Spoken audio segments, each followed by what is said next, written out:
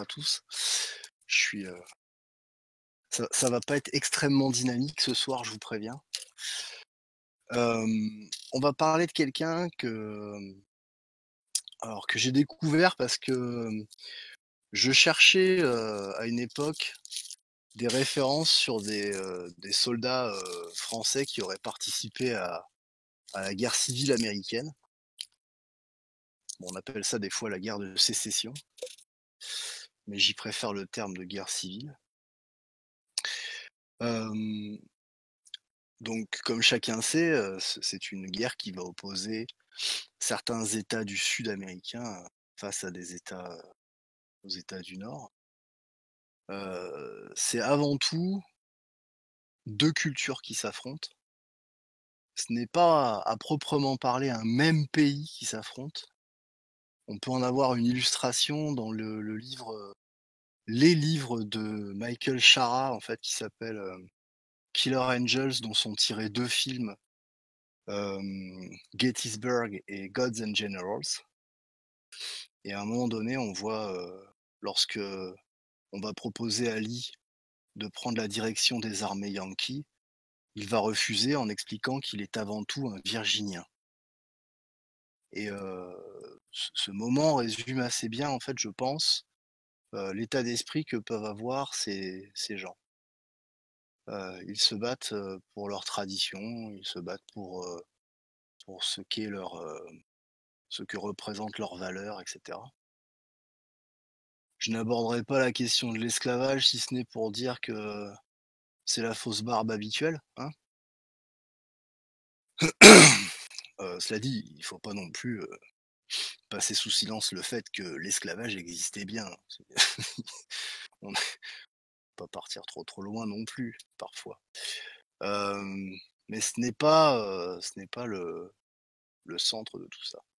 Donc voilà, bon, contextuellement, nous avons, 2 mondes qui s'affrontent, un monde industriel à outrance, et un monde plutôt, agraire.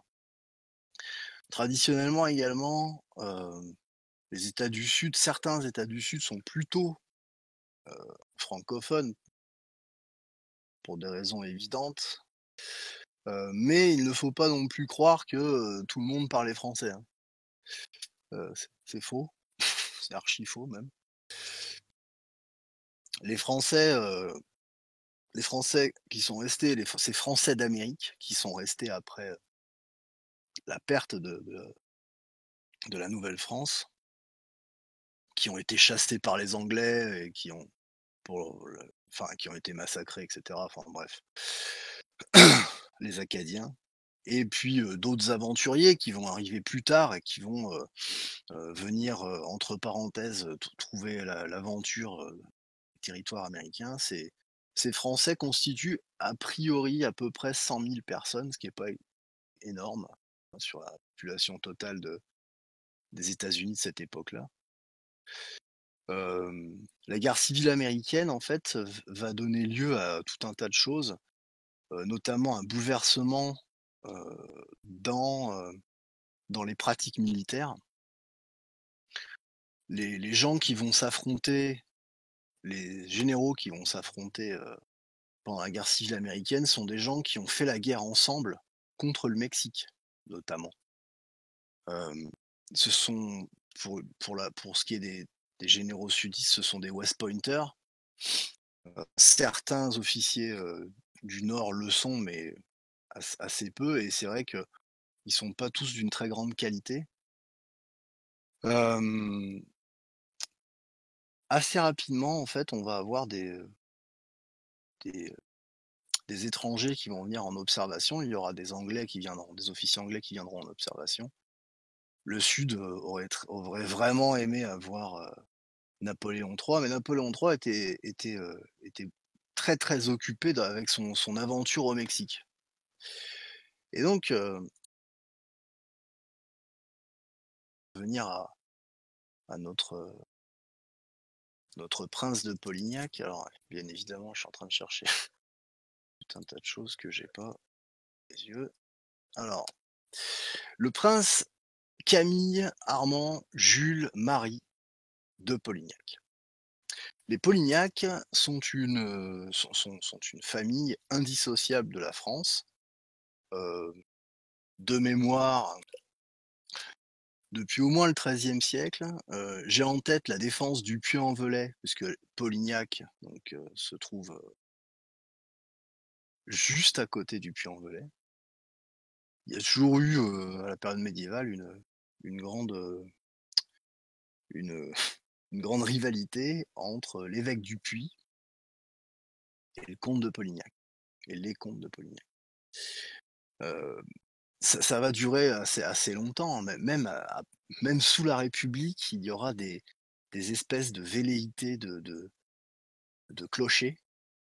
Par exemple, enfin les gens de la ville de enfin du hameau de Polignac, du village de Polignac, où, il y a- où, la- où est cette énorme forteresse de Polignac qui est assez impressionnante. euh, les gens de Polignac se mélangeaient pas avec les gens du Puy pendant très longtemps. Il y a des histoires avec les écoles et les sorties scolaires. Enfin, bon, maintenant c'est fini. Et les Polignac, incidemment, sont également maintenant. Enfin, ils ont une branche qui fait partie de la famille des Grimaldi. Et une dame de Polignac était une des dames de compagnie de Marie-Antoinette. Euh, pour ce qui est de notre prince, Camille Armand Jules Marie, prince de Polignac, on va l'appeler Camille de Polignac, hein, ça ira beaucoup plus vite. Euh, donc il naît en 1832, hein, on est bien au 19e siècle. Hein. Euh, avant de servir sous le drapeau confédéré, il va servir dans, dans l'armée française. Euh, c'est quelqu'un, enfin, de ce que j'ai pu en trouver, c'est quelqu'un d'érudit. Ce n'est pas juste un militaire. Euh, il étudie les mathématiques et la musique à Saint-Stanislas. Et il va servir de 1854 à 1855 pendant la guerre de Crimée. C'est pas une mince affaire non plus, hein, la guerre de Crimée. Il finira avec un brevet de second lieutenant. Et en 1859, en fait, il va quitter l'armée française pour aller voyager en Amérique centrale. C'est un endroit où on voyageait beaucoup à cette période-là. On y trouvait aussi pas mal d'Allemands, déjà, puisqu'il y avait il y avait pas mal de prospection minière. Et en fait, il va assez rapidement se retrouver en contact avec des Américains qui vont le présenter un peu à, il va être présenté à différents généraux et il va proposer, c'est lui qui proposera ses services en 1860, un peu avant la guerre, au général Beauregard. Alors, Pierre Gustave Toutant de Beauregard, PGT de Beauregard. Euh, très rapidement, en fait, lorsque Camille de Polignac prend son service sous le drapeau confédéré. Alors, on ne sait pas grand-chose. En tout cas, vu le temps qui m'était imparti, j'ai pas trouvé toutes les motivations, mais du peu que j'ai trouvé, euh, c'est pour ça aussi que j'ai de la sympathie pour lui. C'est que moi, si à cette époque-là, j'avais été dans le coin, je pense que j'aurais trouvé la couleur de mon drapeau également. Euh, il était bien évident qu'on ne pouvait pas répondre d'une certaine éducation et d'une certaine tradition et se retrouver du côté yankee. Cela dit, euh, j'ai ouï dire qu'un certain comte de Paris avait des sympathies avec les Yankees à l'époque. Il y a eu un Orléans et puis je sais plus quel autre. Bref. Euh, Donc il naît à Millemont en Seine-et-Oise. Il est le fils de Jules de Polignac et de Marie-Charlotte Parkins. Hem, le père de Camille Armand Polignac était, président du conseil sous Charles X. Donc c'est comme je vous le disais précédemment, ils ont toujours été, proches du pouvoir. Et donc en 1861, il va devenir, officier d'état-major pour, Beauregard et Braxton Bragg. En 63, il va être promu, brigadier général et en mars sera transféré, sur une autre du Trans-Mississippi en fait, vers, l'infanterie du Texas. Donc là, il va prendre la tête de la brigade du Texas et il va mener une sorte de guerre d'escarmouche jusqu'en 1864. Hem, on va le voir en fait combattre sur la campagne de la Rivière Rouge. Donc la campagne de la Rivière Rouge, c'est une tentative, avortée, des généraux, yankees pour, envahir le Texas. Ça n'a pas marché. Alors, j'ai plus trop en tête, j'ai plus trop en tête le nom du général yankee, mais il est connu. Il est connu pour pas être très, très bon et la Rivière Rouge va être un échec. En fait, le chef de division, de Polignac va se faire tuer et il sera promu à sa place. Donc c'est le général Alfred Mouton et le prince de Polignac sera promu major général. Alors il y a quelque chose de très amusant pour ce qui est du prince de Polignac, c'est que quand on le voit arriver, au service, de la Confédération, ses soldats le voient arriver et ont tendance à se moquer de lui. Parce que en fait, on nous le décrit, alors il y a un journaliste qui va le décrire comme étant, assez, assez commun, hein. Donc il a 45 ans, il est de taille moyenne, il a un nez, fin et aquilin, vous savez? Et ce journaliste, le décrit comme ressemblant à au portrait qu'on fait de Napoléon Bonaparte. Alors bon, je j'ai pas vu les portraits de l'époque, mais ça va pas avec quelqu'un d'assez fin et de taille moyenne.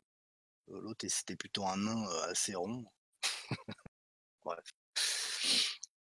Il parle bien sûr le français, mais l'anglais, couramment et quand il est sur le camp, il n'est pas mieux il n'est pas mieux habillé que les gens, en fait, que ses aides de camp. En fait, quelqu'un qui ne saurait pas qui c'est, le prendrait pour un soldat commun.